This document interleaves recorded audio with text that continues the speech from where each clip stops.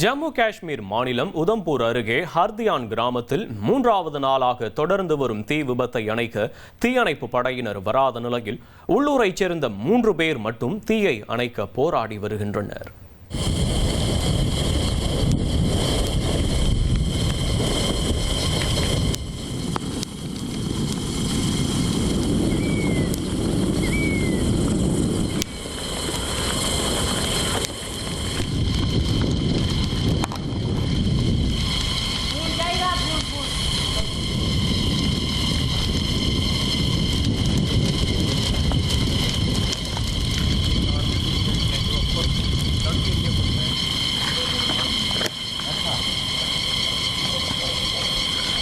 Hello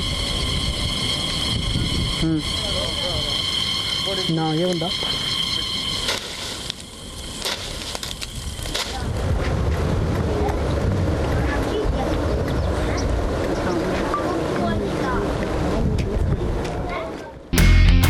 இனி செல்லும் இடமெல்லாம் செய்தி.